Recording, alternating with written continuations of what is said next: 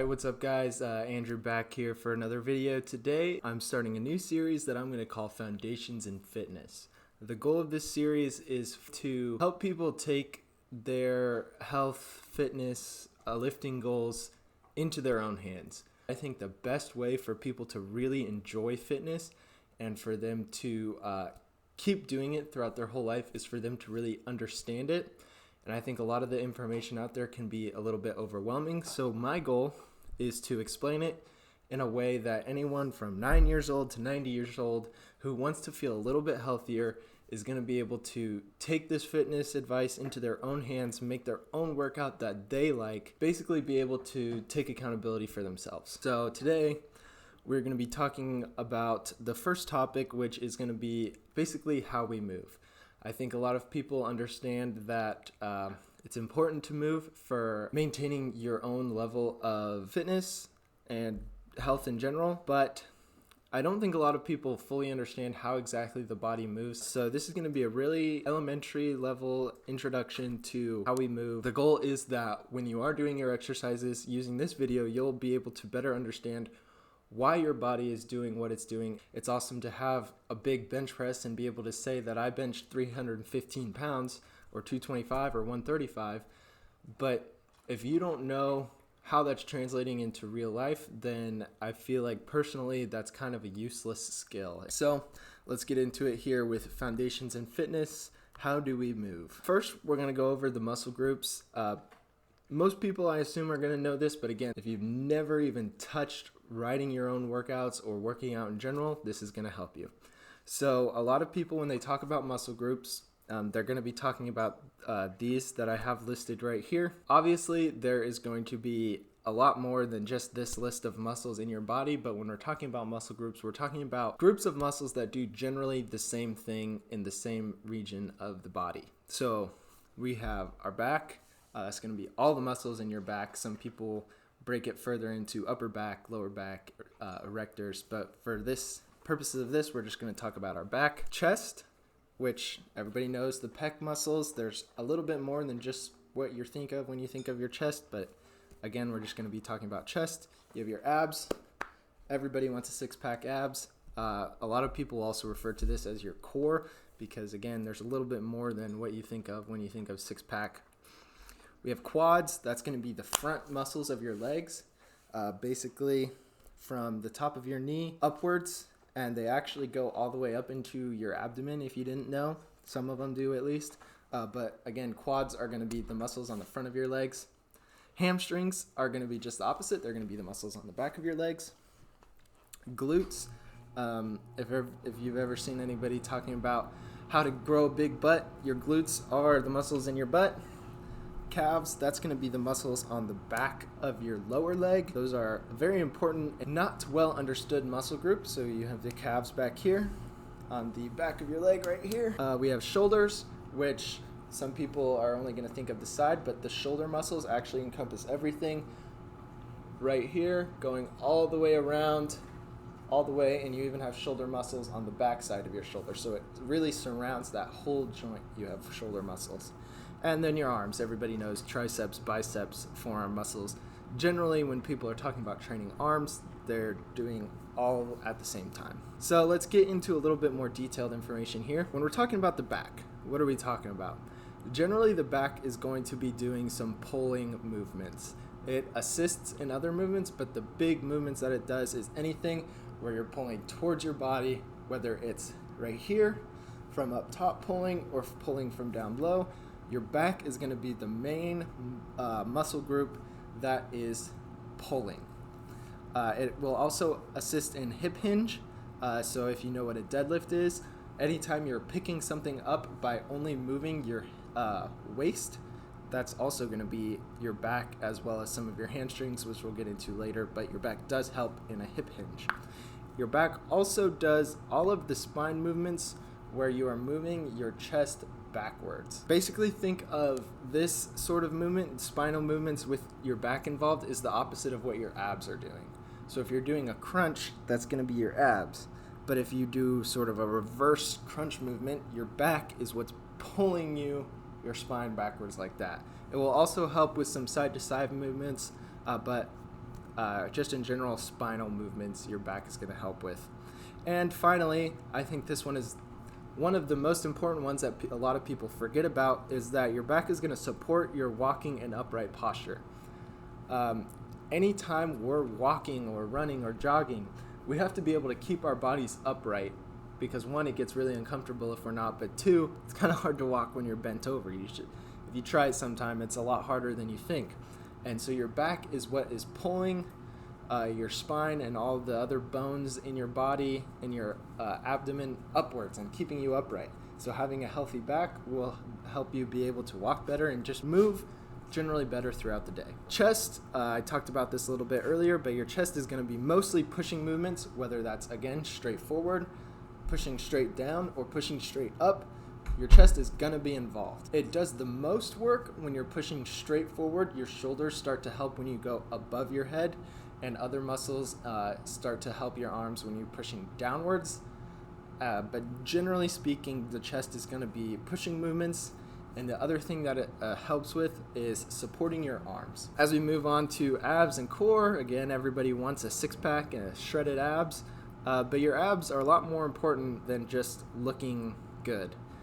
The main thing they're going to help with is your spinal support and movement, keeping that back in a neutral position. Bending forward, your abs are going to cause you to bend forward. And your abs also help you breathe. A lot of people do not know that. And I think it's important to know when you're really exercising and breathing hard, your abs are what's helping you push out all of that carbon dioxide and air you don't want, so that you can breathe in better. Like I said, they're key in supporting the upright posture, generally supporting the body through all movements. Basically, any movement you do that is not supported in any way.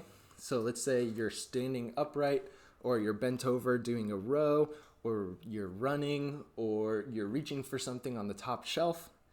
Your abs are going to be involved in keeping your body stable.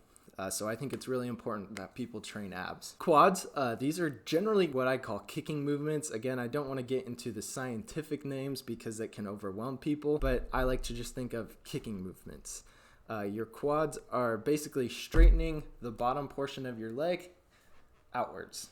Quads are also very important for supporting your knees. If you have bad knees, there's a pretty good chance that you either have weak quads or weak hamstrings, and strengthening those and the ligaments and tendons around the knee are going to help your knees feel a lot better. Pulling the leg upwards. There are muscles called hip flexors that a lot of people have maybe heard about peripherally. One specific quad muscle, I'm not even going to tell you the name of it, but there is one quad muscle that will help pull your leg upwards. So I think it's important for people to understand that the quads are not only kicking, but they also support in other areas. Hamstrings are going to be the exact opposite of the quads. As I said earlier, they're on the back side of your leg.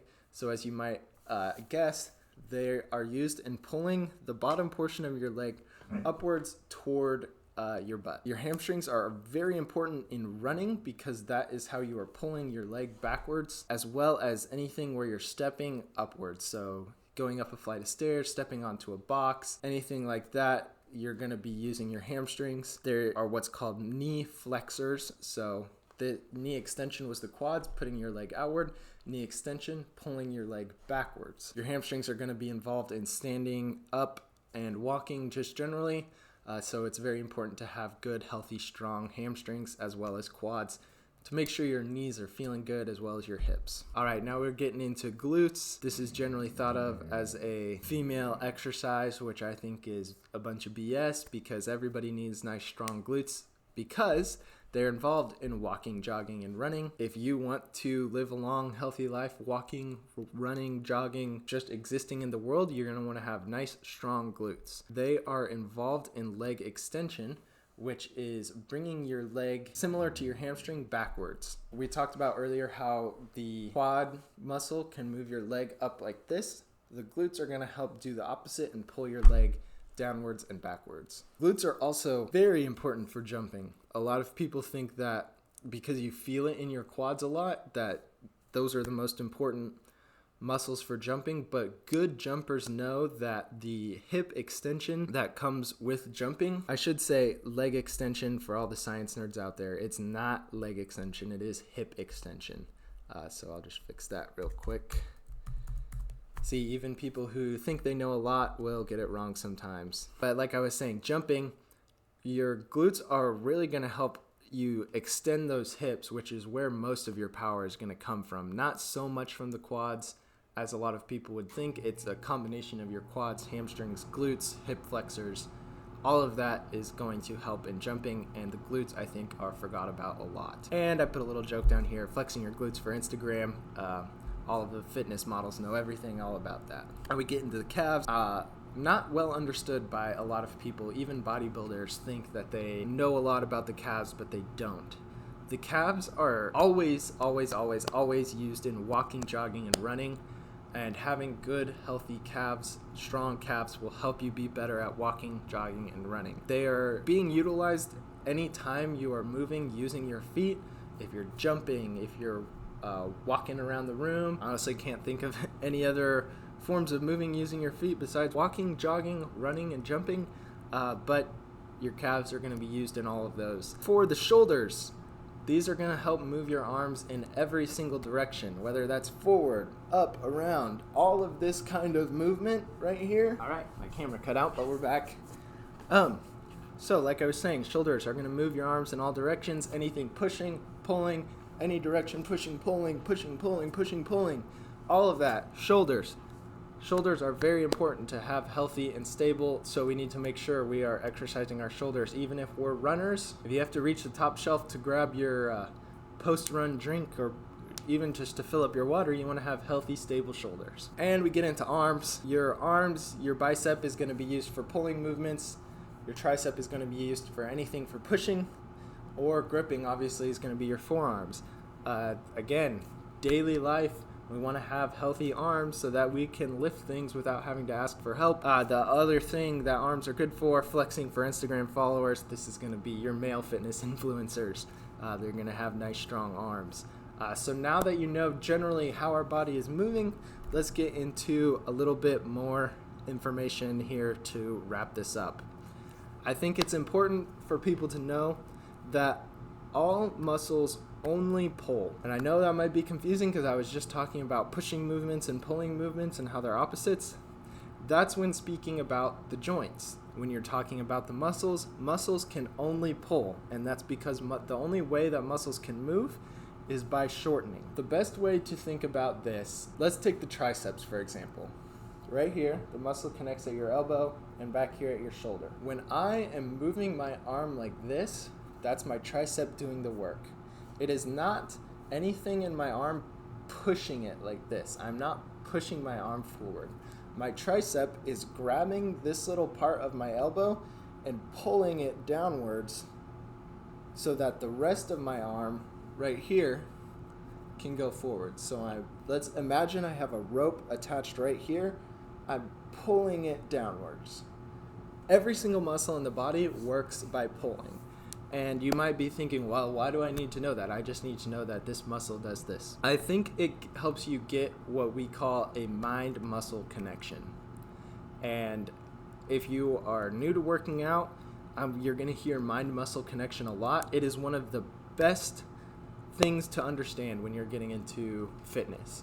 Because the better you can feel what your muscles are doing, the more you'll be able to understand how your body moves. When you understand how your body moves, you are going to be able to feel more comfortable during workouts.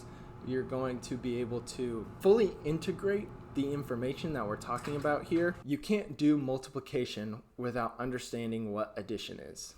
I mean, sure, you can memorize your multiplication tables, but you don't really know what multiplication is unless you know what addition is.